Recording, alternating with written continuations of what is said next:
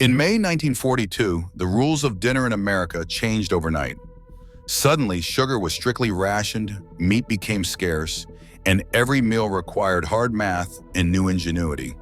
The government handed out ration books, and families faced dividing just 8 ounces of sugar a week. How did ordinary kitchens reinvent dinner when the WWII came home? In May 1942, sugar became the first food in American history to be rationed nationwide. The government's new Office of Price Administration, called the OPA, began printing and distributing War Ration Book 1, an artifact that landed on every kitchen table in the country. Each book was filled with pages of small, numbered stamps, each stamped with the word sugar. Every person, from toddlers to grandparents, received their own. The allowance was precise, 26 pounds of sugar per person per year, which meant 8 ounces a week. That was about half of what most families had used before the war. At the National World War II Museum, a curator gently opens a preserved ration book.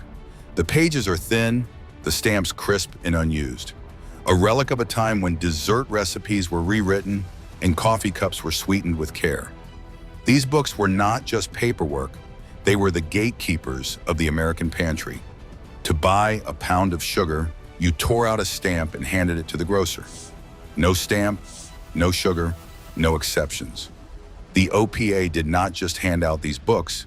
They set up more than 5,000 local ration boards, staffed by over 100,000 volunteers. Registration happened at schools, churches, and town halls. Families lined up, declared how much sugar they already had at home, and received their allotments. The math was relentless. For a family of 4, that meant 2 pounds each week, enough for morning coffee, a birthday cake if you planned ahead, and maybe a jar or 2 of homemade jam. Every spoonful was counted, every recipe measured against the ration book. The rules were printed right inside the cover, spelling out the new arithmetic of dinner in wartime America. A kitchen ledger sat open on the counter, its columns filled with numbers and hopes. Each week, a homemaker faced the arithmetic of rationing, dividing the family's share of sugar with a steady hand and a sharp pencil. For a family of 4, the ration meant 2 pounds of sugar to last all 7 days. That covered every spoonful stirred into morning coffee, every pinch sprinkled over oatmeal, every crumb destined for a birthday cake. The math grew personal fast, 1 cup for baking, another held back for canning, a little set aside for tea. If someone wanted a second helping of dessert, the numbers had to work. Meat was becoming harder to find and more expensive, even before official rationing. Families learned to stretch a single roast across several meals, or swap in cheaper cuts and organ meats. The best steaks and hams went to the military, leaving civilians to get creative. Some kept grocery lists right beside the ration book, tracking every ounce and planning menus days in advance. Diaries from the era capture these calculations: how to make a Sunday chicken last until Thursday, or how to turn a pound of ground beef into 4 hearty dinners with breadcrumbs and leftover vegetables. Government points tables posted in newspapers and shop windows added another layer. Shoppers checked which foods cost more in ration points that week, adjusting their plans on the fly. A trip to the store became a lesson in compromise. Buy the cheese, skip the canned peaches, save a few points for next week. The ledger didn't just track what was eaten, it tracked what was dreamed about and what had to wait. A dinner plate in 1942 told the story of wartime arithmetic, ration books, ledgers, and the quiet calculations of home cooks. On a Thursday evening, a family meal might begin with broiled lamb patties. A recipe clip from a government pamphlet or a cookbook called Good Fare in Wartime called for just half a pound of ground lamb, stretched with breadcrumbs, chopped onion, and a splash of milk. This was not just thrift, it was necessity. Meat was expensive and the best cuts were already bound for military mess halls. Every ounce counted, so cooks learned to bulk out patties with whatever they had on hand, leftover mashed potatoes, a handful of oats, even chopped carrots from the root cellar. Potatoes boiled and tossed with a dab of parsley and a scant spoonful of butter filled out the plate. Butter was precious. By the end of the year, it too would be rationed. So many families used margarine or saved bacon drippings for flavor. Next came the vegetables, pan-fried parsnips, sliced thin and browned in the skillet, a recipe praised in wartime cookbooks for making the most of humble ingredients. The parsnips might have come from the corner grocer, but more often now they were pulled from a backyard plot or a neighbor's garden.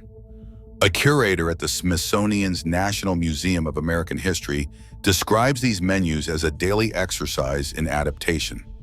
The museum collection includes ration books, recipe cards, and handwritten ledgers, each one mapping the choices families faced. The numbers on the page: 8 ounces of sugar per person each week, a pound of coffee every 5 weeks, translated into measured scoops and careful substitutions. The dinner table became a place where arithmetic and tradition met, and where the success of a meal was measured not just in taste, but in resourcefulness. Cookbooks from the era, stacked with pages of substitutions and advice, helped households turn limited supplies into something that still felt like dinner. Rows of beans, carrots, and tomatoes began to fill backyards, vacant lots, and city parks across the country. By 1943, Americans were tending roughly 20 million victory gardens, patches of soil that became lifelines for families determined to keep fresh food on the dinner table. Government pamphlets and radio announcements urged everyone to plant something, no matter how small the space. Seed packets arrived in the mail, and neighbors swapped tips for growing the best beets or the earliest peas.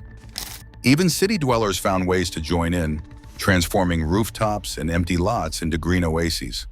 These gardens did more than supplement rationed groceries. They offered a sense of control and pride. Fresh vegetables were never rationed, but they could be hard to find in stores, especially as commercial crops were diverted to troops and allies overseas.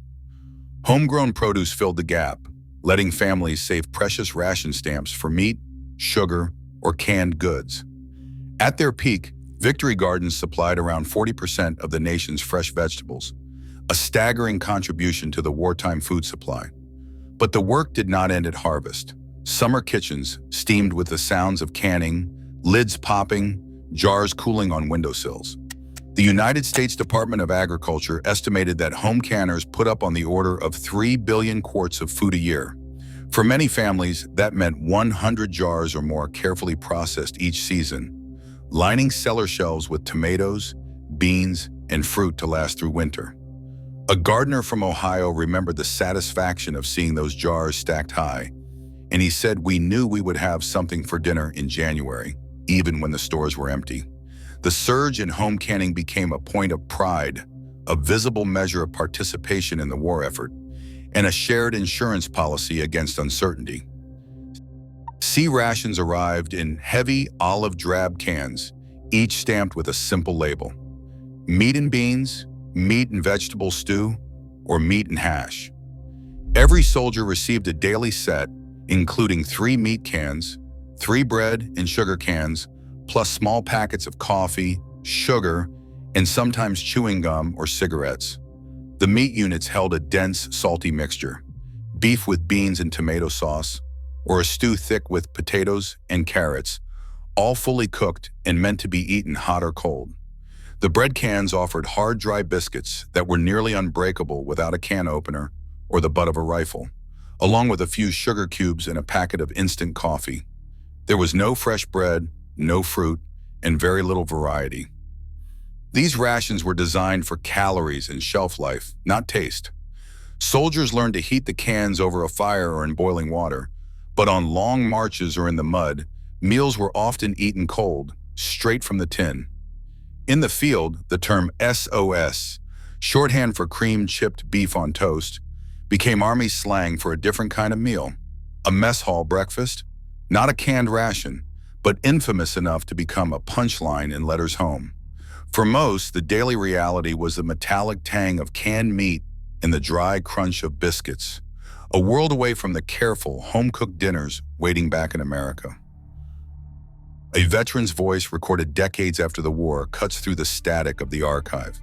He remembers his first taste of Army food, opening a can of C rations in the mud, the heavy metal cold in his hands. Inside was a dense slab of meat and beans, swimming in salty gravy.